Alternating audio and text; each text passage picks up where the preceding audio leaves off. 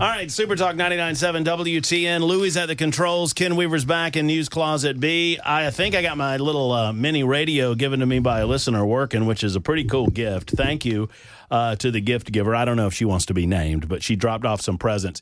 Ken, I got batteries for you if you need them. All right, I'll be in there in a moment. Ken, you called my bluff. I have one battery for you, and it takes two. All right, I won't be in there in a moment, but I'll figure it out. We'll figure things out. I feel like a stalker on occasion with our next guest because I like him so much, and he's become my favorite comedian. And I include Bargatze in that remark. And that's not a knock on Nate. People think I'm knocking Nate. I'm not knocking Nate. This is just my style of guy. And so I constantly, every time he mentions that he's back in the state of Tennessee, I was like, you need to come on the show. And he's like, I'm too busy. I got to see my family, which I understand. But a Christmas miracle has occurred, and Dusty Slay has joined us back in studio. What is going on, my friend? All right. How are you? How's it going? Okay, we're having a good time. What's happening? I'm pumped to be here. You know, I like listening to your show, and then I have your phone number, so it's fun to send you text while I'm on the radio. Yeah, I love doing it. I love chiming in. It's kind of funny because when you text me, and it's not what you text. It's just that I see you on the Tonight Show, and so I'm like, holy crap! There's an important person listening. I better do a better. I need to do a better show. You know, and in my truck, the display will have the number for the text line, but it leaves off the last two numbers. So I always have to text your personal number because I can't get... Well, we only want smart people texting the show, so that's okay. That's kind of an intelligence exam if you can figure out the last two numbers. Yeah, I can't get it. You've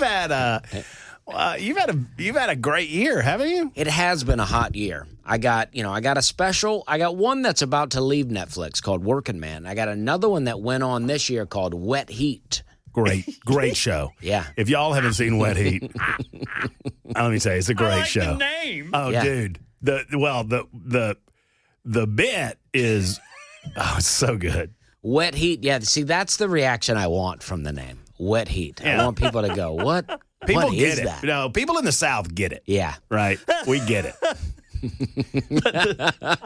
It's like swamp ass. Yes, it is. Yes, it is. I didn't know if you could say that on the radio, but yes, it is.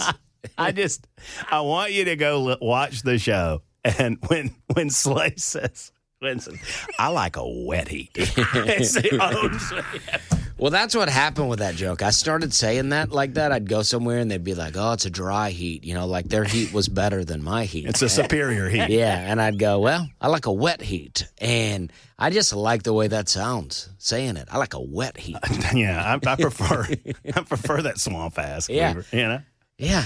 I feel like, and I could be completely wrong, and I'm not trying to insert myself in the middle of anything that I don't deserve, but you did.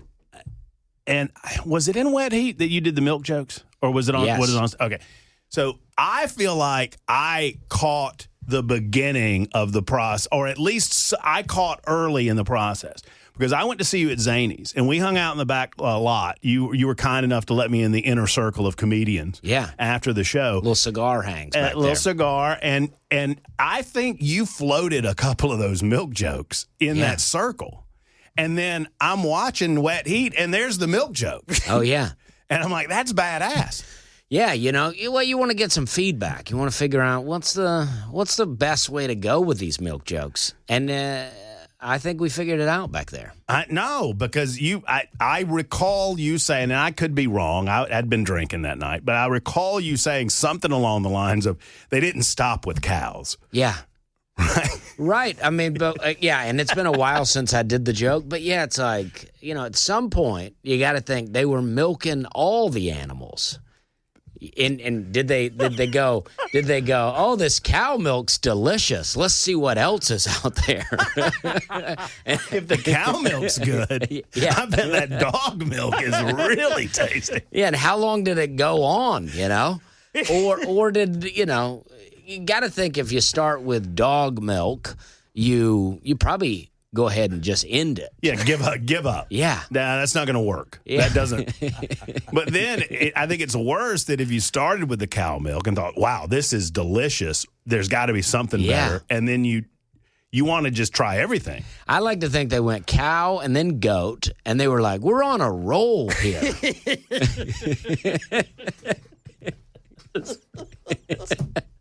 Let's see what that camel milk tastes like. I got to get into the horse milk a little bit. Horse had the weirdest udders I've ever seen in my life, but the milk was pretty good. That's like, you ever see Kingpin, the movie Kingpin with Randy Quaid and Woody Harrelson? I don't know. He has that scene where he goes, I milked the cow, and he's got that big bucket of milk, and they go, we don't have a cow. We got a bull. that's tough sled. But it's been, I mean, do you, how many days on the road this year? Do you count them up? Well, I try to. Or do you look at it differently? Well, this year I did a lot of theaters, so I was able to, like where I would do a club weekend, and basically everybody I could get in the club over the weekend, I could do in one show at a theater. Right. So I would try to go out, do Friday, Saturdays, and then come home. I got kids, so I fly out on Friday. I'm gone all day Friday, all day Saturday, and mostly all day Sunday. And then I do a weekly show at Zanies. Yeah. And I'm not a weekly, a monthly. Those shows are always great. It's so fun because, I was trying to, I was getting a bit of a push to do a bigger show in Nashville, maybe do the Ryman or something like that. But it would mean I would have to not do my show for a while. Mm-hmm. And I like doing the show. You taught me something that I had never thought of. And I think it was you that told me this one of the times that you were on with us. That because when we went down to Biloxi and saw you in Biloxi, it was like all new stuff. And we had just seen Wet Heat. And I'm like, I thought we would see some of the Wet Heat stuff.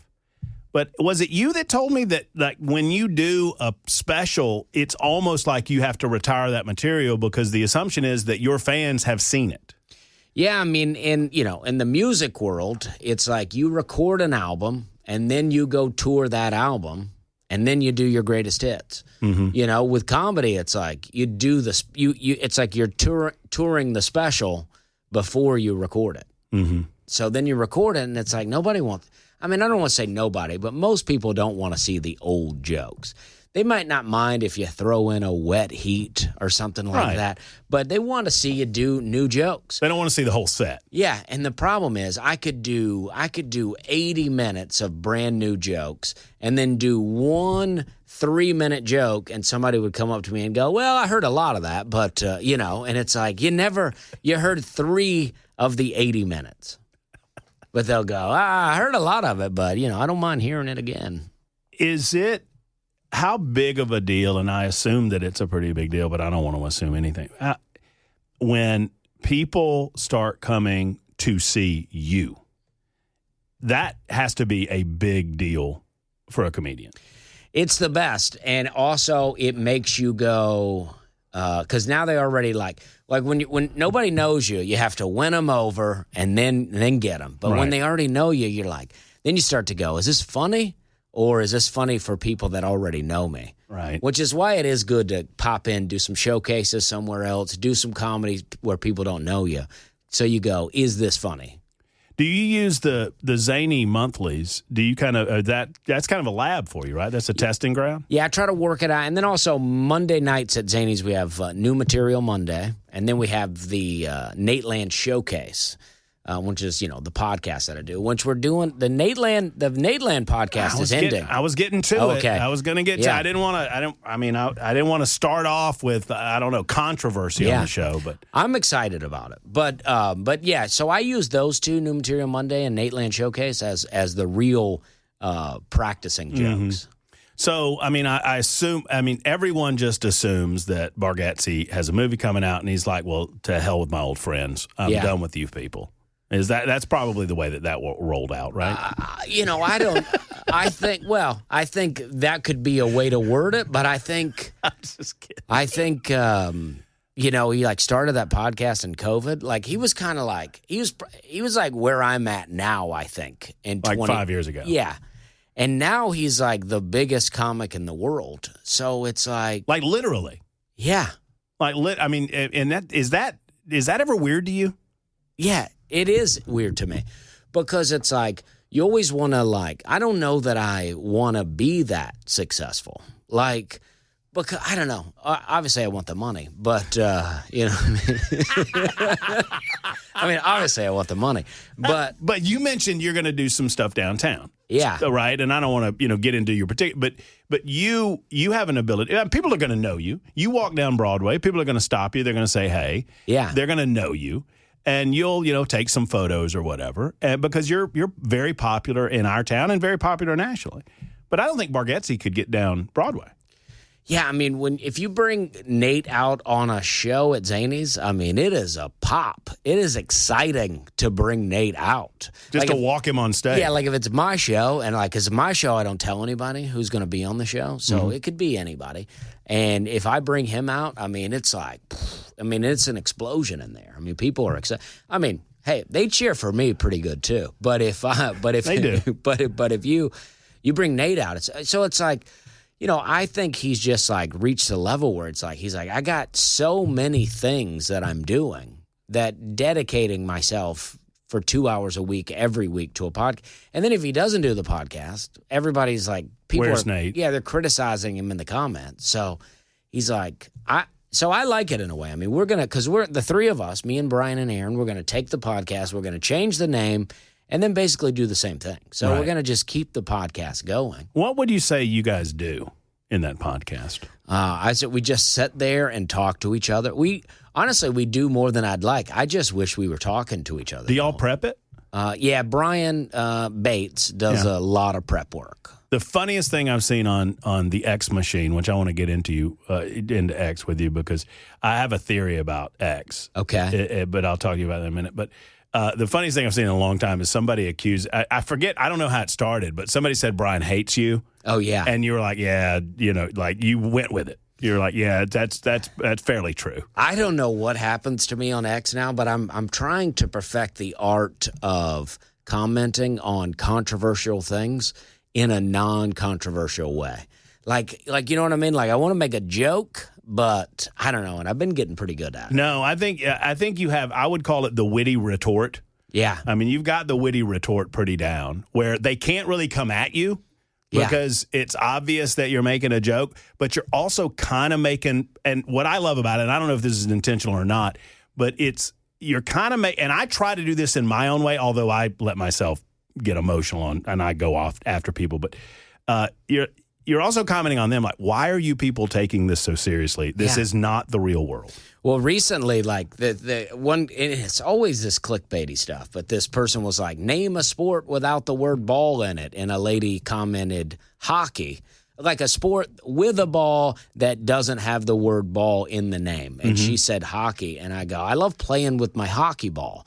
And then people got really mad. They were like, there's field hockey. And then they were naming all these things. I mean, it went on. I checked it today, and it's it goes on and on. I mean, the guy's pulling it up. He's like, field hockey is one of the most popular sports in India. People are doing research. Yeah, in Pakistan. And it's guys, it's okay. I'll admit that I'm wrong, except for you're too fired up about it. Yeah, people get – so here's my thing about – I'll just go ahead and throw it out there. So – X is like a dive bar. Yeah. That's what I compare it to. Is I admit that I enjoy going in there. I enjoy having a beer in there.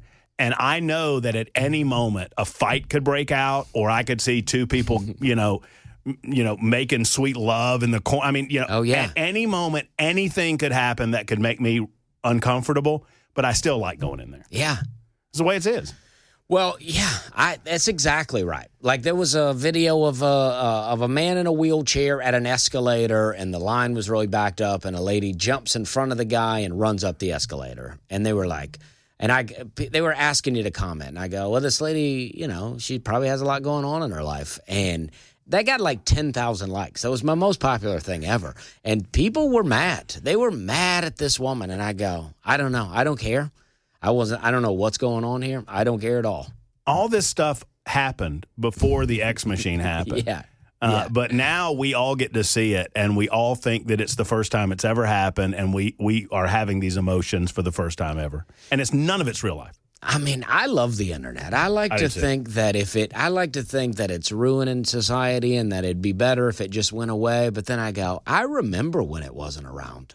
And, we were just sitting around. You remember how boring lines used to be? Lines used to suck. I know. You go to, nobody complains about the DMV anymore because they're all on their phone. Yeah, it's like now it's like, I got to go to the DMV. I get a little phone time. It's like you're on the toilet. It's like, Yeah, it's like I used to read a book at the DMV, and now I get to be constantly entertained. Just doom scrolling. Yeah. Dusty Slade's with us for the entire hour. We're happy to have him. And as he would like to say, we're going to have a good time. It's 22 after the hour. Ken Weaver's back in the newsroom. Louie back in the controls. We'll be back in a moment on Super Talk 99.7 WTN. Super Talk 99.7 WTN. Ken Weaver's coming up with the news. Dusty Slade's with us. He is here until 5 o'clock, and you're gonna gallivant. Is that a fair assessment as to what you're doing? Yeah, you're gallivanting. I'm gonna try to get some food and try to get my young kids into a bar somewhere. Oh, yeah, that should be easy. Yeah, I think so. Like yourself. Yeah, I mean, you got that look going on. Yeah, I mean, people don't expect much of you. Yeah, they go, all right, yeah, he's gonna do it. If we don't let him do it, he's gonna be doing crack on the street. at least if he comes into Old Red, we can monitor him and make sure he doesn't do anything too crazy. Do you, you talked about, and I've seen it at Zany's, and you are a humble guy that you won't, I don't think you probably focus on this, but yeah, you've reached a point where you raise your hand and say, all right. It's not even that we're having a good time. You say all right, and people go crazy. Yeah. And that's cool. At my show, it is fun. It is fun to go, all right. And then, hey, Dusty's here. We're about to laugh. We're about to have a good time. Yeah, that's what you want. You just want it to be chill. You don't have to force the comedy on people. Do you, but you remember the days where people didn't know who the hell you were and didn't know what they were getting. Yeah, most of my days as a comedy. Were those days. Yeah, I just found a video from when I was on TV in Charleston, South Carolina in like 2004 for something called the Charleston Star comedy competition. And it's pretty bad. You putting it up? I don't know. I have one joke on there that could be controversial, even though I don't think it's a bad joke, but I think. What were you? It's actually my funniest joke. When you started off, were you more? Were you blue? Did you get into the? No, I was even pretty clean, but I got a little dirtier at one point. I was always pretty clean, but I got a little dirtier for a little while and then came back out of it. Do the clean comics? Obviously, y'all. We all feel like y'all comics all know each other, right? You're a big part of one big club. But is there subdivision? The clean comics hang out with the clean comics, and the dirty comics hang out with the dirty comics. I don't. Maybe to some degree because we'll be on the same sets together. Yeah, like if it's a clean show, then it can only be the clean comics, right? But clean comics can do the dirty show. Yeah, sure. That makes sense. So we mingle a little bit, but yeah, there is Nashville's becoming a real clean comedy hub. We have a good, Austin is this new comedy scene that everybody talks about, and they're like, oh, it's the best. But it's it is filthy, and everybody I know moves to Austin, gets worse at comedy. But really, Nashville, we have and not that everyone's bad. I did Kill Tony. I had a great time. I'm doing the Mothership in 2026. I love it. I have a great time. What's the Mothership? I know Kill Tony. What's the Mothership? That's Joe Rogan's club in Austin. Okay. But in Nashville, we have this really good hub of clean comedy. And I think the thing about clean comedy is it forces you to write jokes and not get shock value laughs. So then if you want to be dirty later, you're a way funnier dirty comic because you know how to write jokes. I was talking to somebody about this the other day that if you go there, the guys that do it the best are. And I have nothing against the guys that get real blue. The old school guys, Murphy and Pryor, or whatever. And even some of the modern comedians. I can get into some Dane Cook or whatever it is.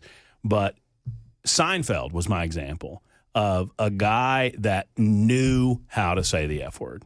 He probably said it in his comedy sets maybe once maybe twice. Oh, yeah. But when he did it, you were not expecting it. It was out of nowhere, and it was so perfectly placed that it was just hilarious, and it would kill. Because A, you're used to seeing Jerry Seinfeld on Seinfeld, so you're not used to him saying that. And B, it's just you didn't expect it. It's just coming out of nowhere. Yeah, I when I was quote unquote dirty, I never was really that dirty, and I had one F-bomb in my set, and it was a planned, and it was like, this is going to be good. It's going to be hot. Did it kill? Yeah, every time. Yeah, it's a hot joke. Papa Murphy's joke. But it's you, it's Aaron, it's Brian, it's Nate, right? I mean, that have created that hub. Yeah, I mean, and there's Henry Cho lives here, who's very clean. Yeah. Leanne Morgan is from Knoxville, but she's still Tennessee. Sure. Very clean comedy. Kathleen Madigan, she's not clean, but she's not dirty. She's borderline, and she lives here. It's like, so we have this, a good hub.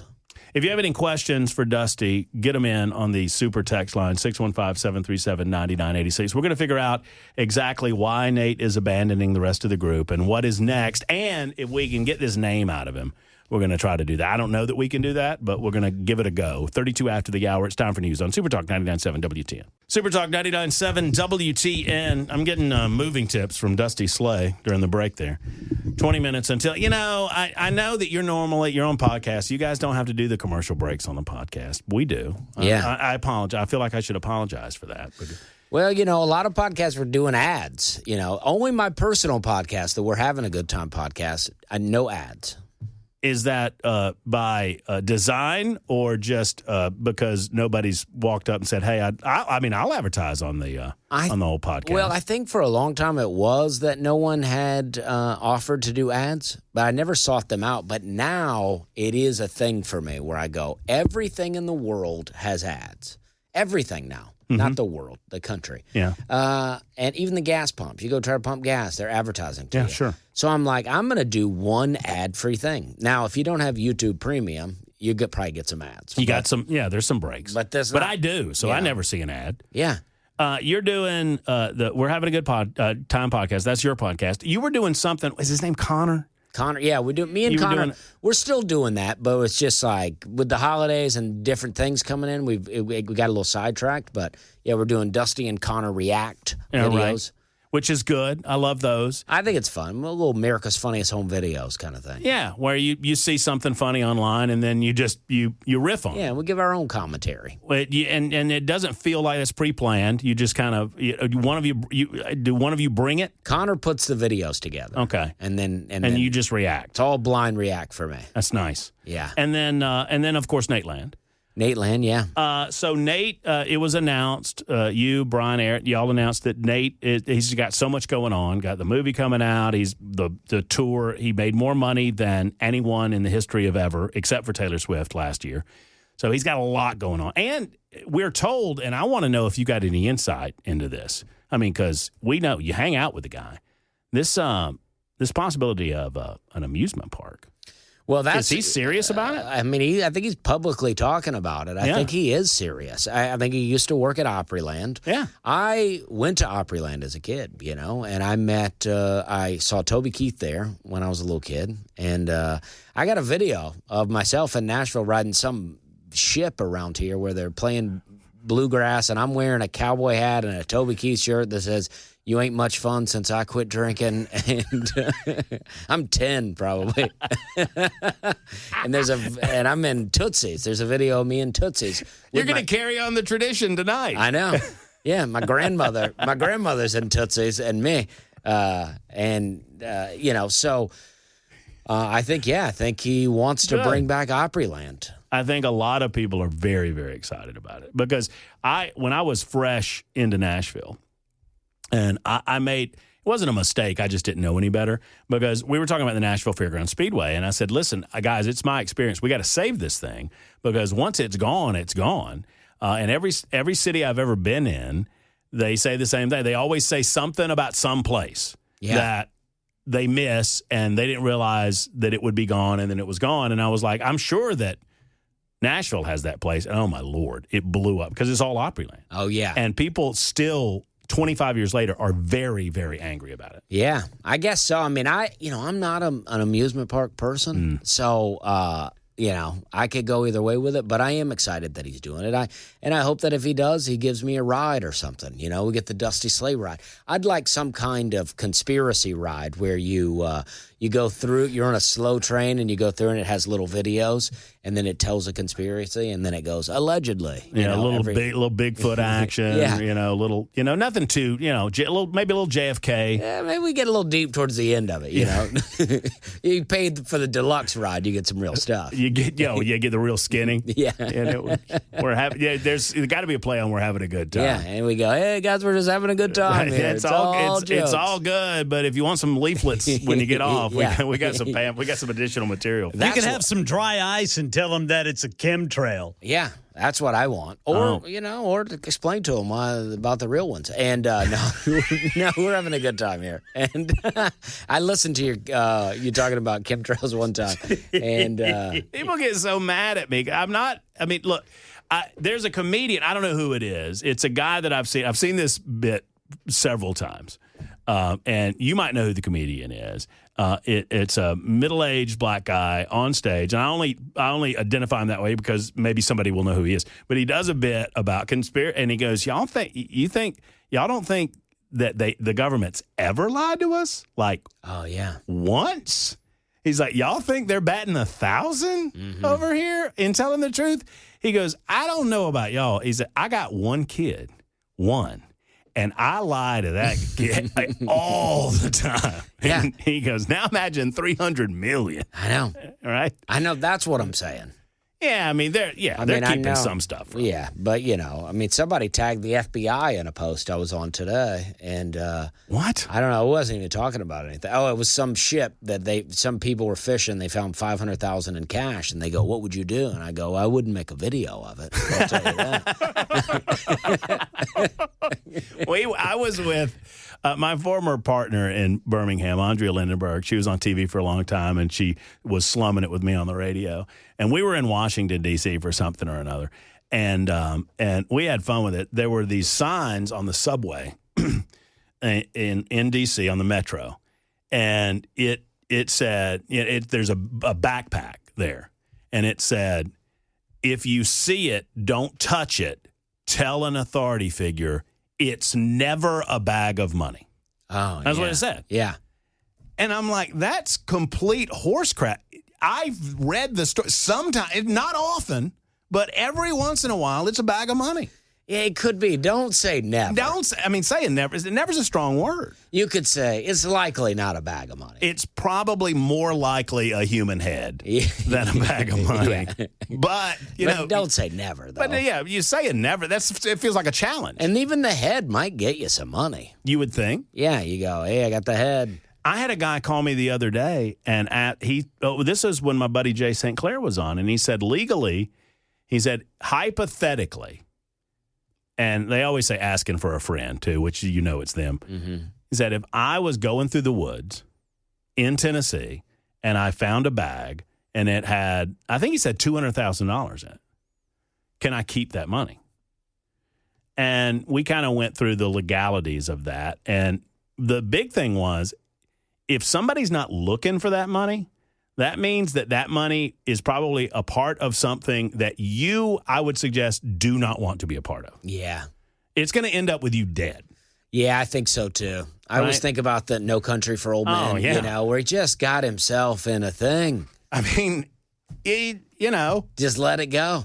And just maybe don't worry about the money so much. Yeah, let it go. Just go get... there's a good scene, the movie Pulp Fiction, it's John Travolta's in the bathroom and he's contemplating what he's about to do with the Uma Thurman character. Oh, yeah. And he says, it's the stuff I can't repeat, but he's like, all you're going to do is go home. You're just going to go home. And go to bed. That's what you're going to do. That's it. And that's what you need to do with the money. You need to just let it go. You need to forget that you found it and let it go. That's a great point. Because if you turn it in, They're just going to insult you with a small reward. I saw something where a kid finds $50,000, turns it in. They gave him $100 or something like that. And it's like, don't even give me the 100. Right. Don't insult me with the 100. No, just tell me thank you. Yeah. And be about your day. Give me some kind of honorary badge or something. The 100 just makes me think, well, the next time I found $50,000, I'm keeping it. Exactly.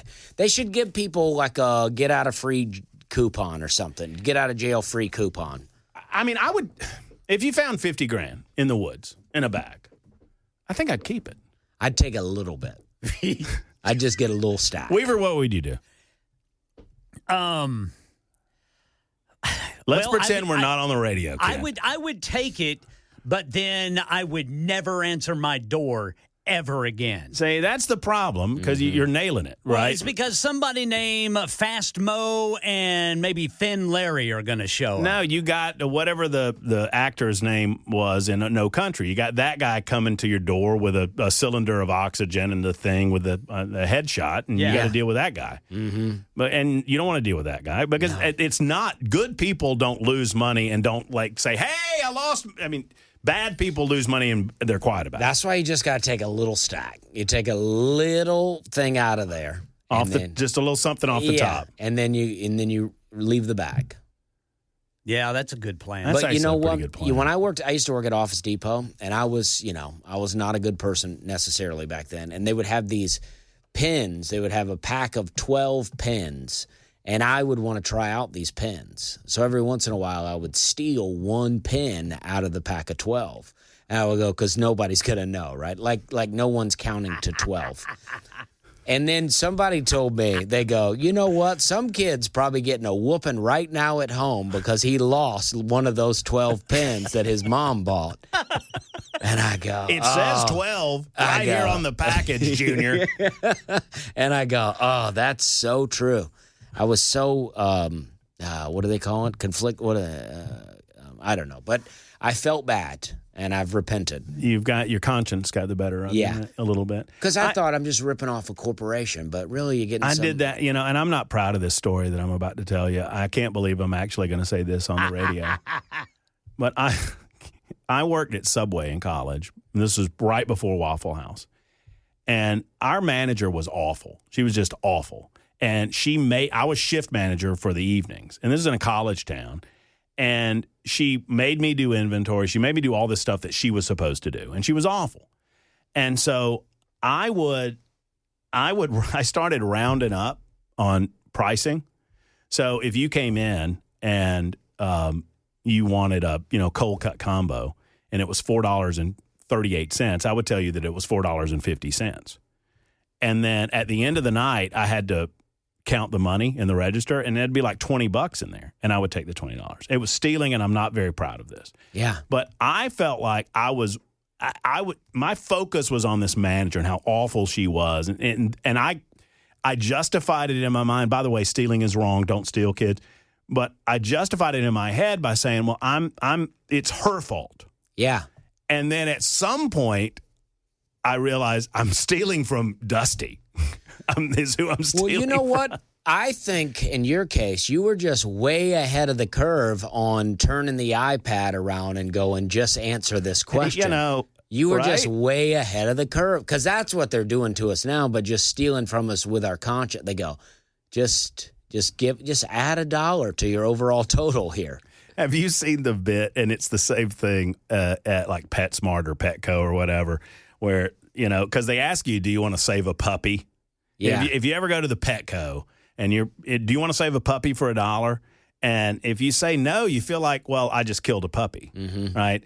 And the bit is, and the machine like gets more and more aggressive with the guy. Like, don't you love puppies? Isn't that why you're here? What's wrong with you, dude? You know what? Why don't I go ahead and kill one right now in your name?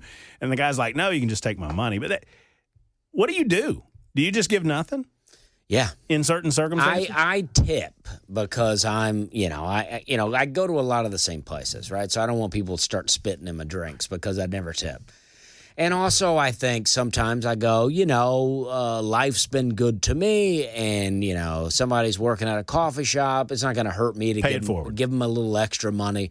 hopefully it goes directly to them and not just to the overall corporation, which I don't know. I'm pretty sure it does. Yeah. I don't donate to the charities at the grocery stores and stuff like that because what I'm told they do, you go to the grocery store, they go, would you like to donate $1? That goes into a pot that they do later donate, but use it for their own tax write-offs. Well, yeah. I mean, if you give at the Winn-Dixie, I'm just picking a grocery store out of random, and the Winn-Dixie doesn't give that in your name; they give that in their name. Yeah, and it's like they're the big people, they're the charitable organization that are going to give back and give it. Yeah, but it's you. Yeah, and it feels very precious. And they do. They go, would you like to donate $1 to?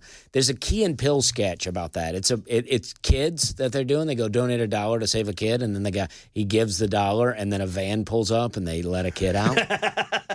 And then he goes, I got another $1. I used to say I give it home, and I stopped saying that because people never understand it. But the point is, I do my charitable giving in my home, in my own time. I give to Men of Valor or other organizations that I believe in. I'm not giving at a grocery store. I give it home.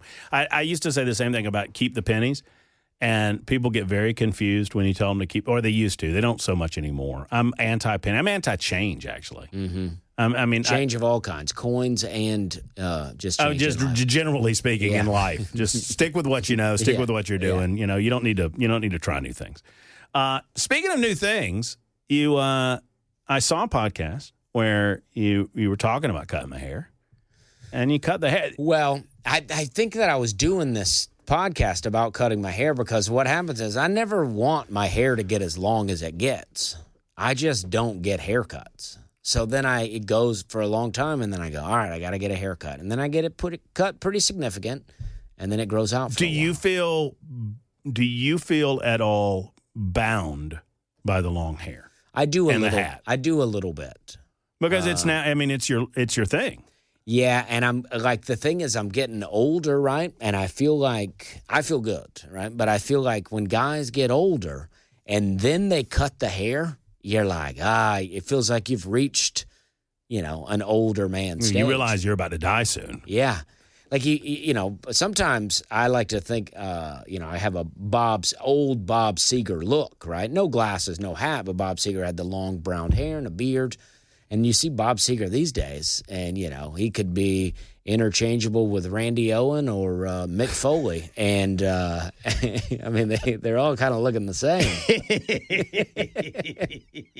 I think you got a better look going on than Bob Seger. Yeah. That's just, I don't know that you could hold a note like Bob Seger, but yeah. I feel that way. I mean, Bob Seger is the best. Oh, yeah. I don't know that he's the best, but he's pretty good. He's up there. He's got some good stuff. Worst Christmas, before you go, and I know Louie's looking at me like I'm crazy because we're way late, but worst Christmas song ever.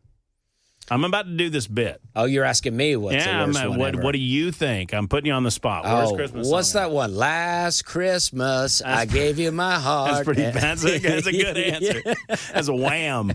Okay, yeah, that's a bad one. That's Wham. That's a bad one. Mine is, and I'll let the cat out of the bag, it's that awful, Do They Know It's Christmas Time? It's a song that was written designed to make us feel bad because there was famine going on in Africa. But it's a Christmas song. Yeah. No, we're going to do that in a little bit. Y'all have fun downtown, man. All right, thank you. Yeah, I've had a great time. Don't make it so long next time. Come on and see us. Yeah, thank you. We're having a good time podcast.